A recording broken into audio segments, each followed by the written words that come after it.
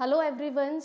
आज से हम स्टार्ट करेंगे 10th क्लास की सीरीज़। फर्स्ट चैप्टर है केमिकल रिएक्शन एंड इक्वेशन।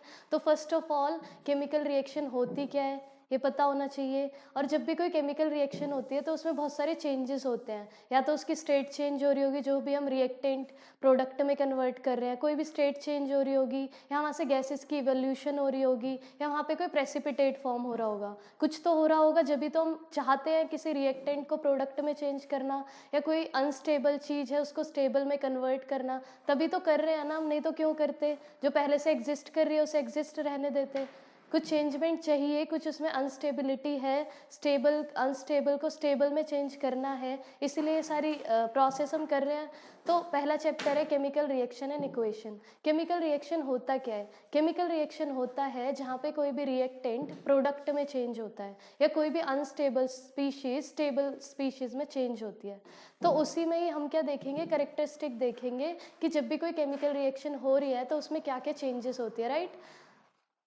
जैसे कि आप वाटर लेते हो, उसमें कोई भी डाई डाल दो, रेड डाई डाल रहे हो तो उसका रेड कलर हो जाता है ना, चेंज हुआ ना, पहले कलरलेस था फिर कलरफुल हो गया। ऐसे इन सब में भी होता है, राइट। अब देखो केमिकल रिएक्शंस में सबसे पहले प्रेसिपिटेशन, कि अगर कोई रिएक्शन है उसमें प्रेसिपिटेट फॉर्म हो रहा है, उसके बाद गैसेस निकल रही है, उस सब के एक्सपेरिमेंट्स देखेंगे। एक्सपेरिमेंट एनसीईआरटी बेस्ड है, वहीं से डायरेक्ट क्वेश्चन आते हैं कि कौन सी गैस इवॉल्व हो रही है या कौन सा कलर चेंज हो रहा है प्रेसिपिटेशन में, राइट। और उससे पहले क्या था, मैग्नीशियम रिबन का, कि मैग्नीशियम रिबन को जब हम बर्न करते हैं तो क्या होता है, मैं बता देती हूँ आपको। मैग्नीशियम रिबन को जब बर्न करते हैं तो क्या होता है, वहाँ से वाइट ऐश प्रोड्यूस होती है। ऐसा क्यों होता है? वाइट कलर क्यों होता है? मैग्नीशियम तो रेड कलर का है, तो वाइट में क्यों चेंज हो रहा है? ऐसे इसलिए होता है क्योंकि मैग्नीशियम जब ऑक्सीजन के साथ रिएक्ट करती है वो बनाती है मैग्नीशियम ऑक्साइड, और वो क्या होता है, वाइट कलर का पाउडर। और ऑक्सीजन कहाँ से मिल रही है? जब हम बर्न कर रहे हैं ना, है ना, बर्न किसकी वजह से होती है? जब ऑक्सीजन प्रेजेंट होती है, राइट। तो पहली वो वाली एक्सपेरिमेंट है मैग्नीशियम रिबन को जब हम बर्न कर रहे हैं। सेकेंड एक्सपेरिमेंट है ये कि दो टेस्ट ट्यूब हैं मेरे पास, या आप एज्यूम कर लो आपके पास हैं।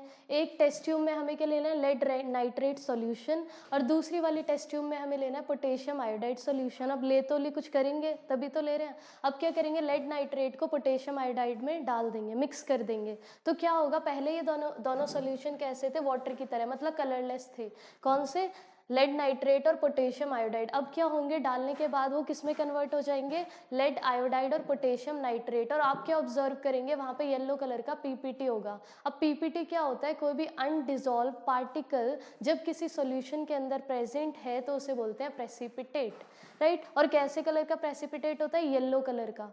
और कौन होता है इसमें, कौन रिस्पॉन्सिबल होता है येलो कलर के लिए? ये लेड आयोडाइड। क्या होगी इसमें रिएक्शन, जब लेड नाइट्रेट और पोटेशियम आयोडाइड को हमने डिसॉल्व करा तो उसने क्या दे दिया, लेड आयोडाइड और पोटेशियम नाइट्रेट। और वो कैसे कलर का था? येलो कलर का। उसमें से भी येलो कलर के लिए रिस्पॉन्सिबल कौन था? Lead iodide, right. समझ आए प्रेसिपिटेशन रिएक्शन, कि उसमें कोई भी एक अनडिसॉल्व पार्टिकल बन जाएगा, और जैसे कि इसमें बन रहा था लेड आयोडाइड। आगे की तरफ मूव करते हैं। उसके बाद ये एक्सपेरिमेंट है इवोल्यूशन ऑफ गैस का। क्या करेंगे, कोई भी एक बीकर लो, उसमें क्या लो, एसिड डाल दो। कोई भी एक बीकर लिया, कॉनिकल फ्लास्क लिया, उसके अंदर एसिड डाल दो। और एसिड के अंदर अगर मैं मेटल के ग्रेन्यूल्स मतलब छोटे छोटे पार्टिकल्स होते हैं मेटल्स के, लैब में जाओगे ना आप तो वहाँ करना। कोई भी एसिड लिया, उसके अंदर कोई भी मेटल डाल दो। जब हम एसिड के अंदर मेटल को डालेंगे तो वहाँ पे क्या होता है, एक पॉप साउंड प्रोड्यूस होती है, right. Pop sound as in crackers में जो होती है ना, पॉप साउंड ऐसी, राइट। पॉपिंग क्रैकर बोलते हैं शायद उन्हें। तो जब भी आप एसिड के अंदर मेटल को डालते हैं तो उसमें पॉप साउंड प्रोड्यूस होते हैं। वैसा क्यों होता है? क्योंकि वहाँ से क्या होती है, हाइड्रोजन गैस लिबरेट होती है। वहाँ पे हाइड्रोजन गैस लिबरेट वहाँ पे हाइड्रोजन गैस लिबरेट होती है। मतलब ऐसा क्यों हो रहा है यहाँ पे, क्योंकि HCl, क्योंकि यहाँ पे क्या है, एसिड जो कि HCl और मेटल, तो इन दोनों को डिसॉल्व करते हैं तो वहाँ पे सॉल्ट और हाइड्रोजन गैस प्रोड्यूस होती है, राइट। तो पॉपिंग साउंड के लिए कौन रिस्पॉन्सिबल होता है? Hydrogen gas. अभी एक्सपेरिमेंट क्या है, थोड़ा डायग्राम अजीब सा है, कोई नहीं, पर देखो यहाँ पे क्या है, ये यहाँ पे HCl है, उसके अंदर ये रेड कलर के मेटल ग्रेन्यूल्स हैं। HCl है, उसके अंदर ये रेड कलर के मेटल ग्रेन्यूल्स है। जैसे इसमें डिसॉल्व होंगे तो ऐसे ऑक्सीजन गैस ऐसे लिबरेट आउट होगी, ऐसे। और इनकी कैसी होगी, पॉप साउंड, ठीक है, तो एक्सपेरिमेंट है सिंपल सा। पहली वाली में टेस्ट ट्यूब को मिक्स कर रहे थे, दूसरी वाली में क्या कर रहे हैं, एक कॉनिकल फ्लास्क ले रहे हैं, एसिड के अंदर मेटल डाल रहे हैं। ठीक है, ये कौन सा एक्सपेरिमेंट है जहाँ से इवोल्यूशन ऑफ गैसेस इवॉल्व होती है। नेक्स्ट जितना भी हमने पढ़ा है, प्रेसिपिटेशन रिएक्शन क्या होती है, जिसमें क्या होता है, कोई भी अनडिजॉल्व पार्टिकल फॉर्म होता है। उसके एग्जांपल्स जैसे क्या हुआ, सिल्वर नाइट्रेट को अगर हम NaCl में NaCl डालेंगे सिल्वर नाइट्रेट के अंदर, तो वहाँ पे क्या हो जाएगा, सिल्वर क्लोराइड और सोडियम नाइट्रेट फॉर्म हो जाएगा। पहले ये क्या थे, दोनों के दोनों कलरलेस थे, लेकिन बाद में सिल्वर क्लोराइड का एक वाइट प्रेसिपिटेट फॉर्म हो जाएगा, राइट। लेटर ऑन जब हम बेरियम क्लोराइड और सोडियम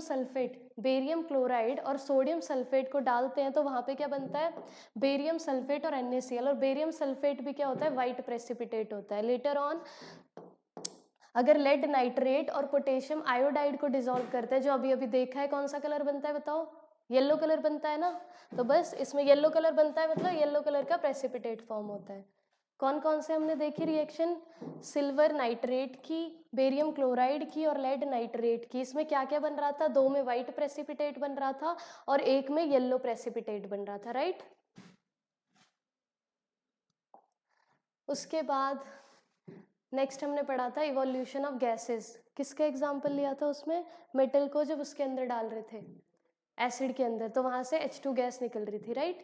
तो उसके बाद एक और एग्जाम्पल है कैल्शियम कार्बोनेट। जब हम कैल्शियम कार्बोनेट को HCl में डालते हैं, तो वहाँ से CO2 लिबरेट आउट होती है। अब जो ये H2 और CO2 लिबरेट आउट होती है ना, इनका भी एक टेस्ट होता है जिससे हमें पता चले कि वहाँ पे वही गैस लिबरेट होती है। कौन सा होता है, H2 के साथ में क्या ले आओ, कैंडल होती है ना, उसको लेके आ जाओ, बुझ जाएगी।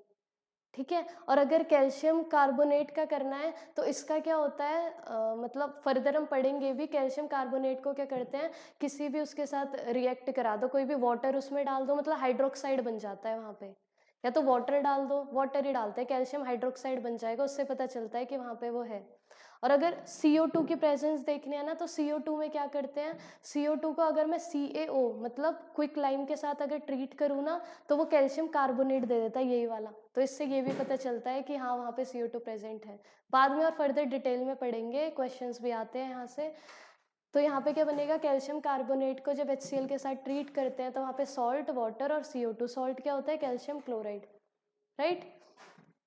यहाँ से CO2 लिबरेट आउट होती है, इसीलिए किस में आ रही है, इवोल्यूशन ऑफ गैसेस में। अब कहीं पे भी गैस लिबरेट आउट होती है, उसे ऐसे एरो से शो करते हैं, राइट। और कहीं पे भी प्रेसिपिटेट फॉर्म होता है, तो उसे ऐसे एरो से शो करते हैं।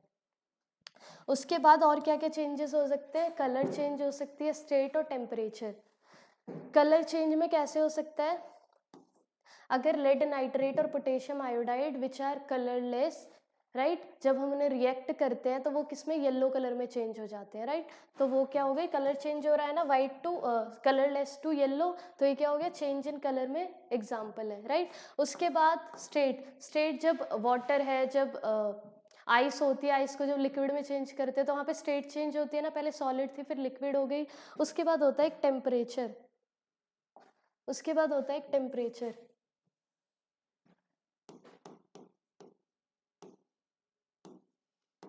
टेम्परेचर में क्या होते हैं, दो टाइप की होती हैं, एक होती है एक्सोथर्मिक, एक होती है एंडोथर्मिक। अब ये क्या है, एंडो एक्सोथर्मिक, हाँ एग्जाम्पल बोल सकते हो। देखो एक्सोथर्मिक में क्या होती है, अमाउंट ऑफ एनर्जी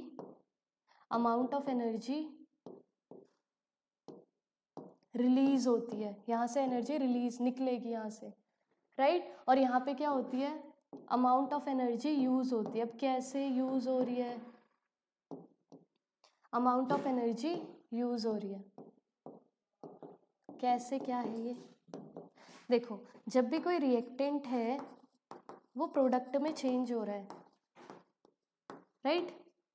तो जब प्रोडक्ट बन रहा है, तो वहां से अगर हीट लिबरेट आउट होती है, मतलब वहां से हीट निकल रही है, तो वो होती है एक्सोथर्मिक। एंडोथर्मिक में क्या होता है कि अगर कोई भी रिएक्टेंट है, उसको क्या चाहिए, एनर्जी चाहिए, मतलब हीट चाहिए या एनर्जी, कुछ भी बोल लो, और वो फिर किस में कन्वर्ट हो रहा है, प्रोडक्ट में कन्वर्ट हो रहा है तो उसे बोलते हैं एंडोथर्मिक। मतलब यहाँ पे सिर्फ एनर्जी का और हीट का डिफरेंस है कि पहले वाले में हम रिएक्टेंट की साइड लेते हैं और दूसरे वाले में प्रोडक्ट की साइड निकलती है, राइट। और बहुत ज़्यादा स्टेबल कौन होती है? एक्सोथर्मिक। एक्सोथर्मिक सबसे ज़्यादा स्टेबल होती है। तो थैंक यू, आपको ये समझ आया होगा आई होप।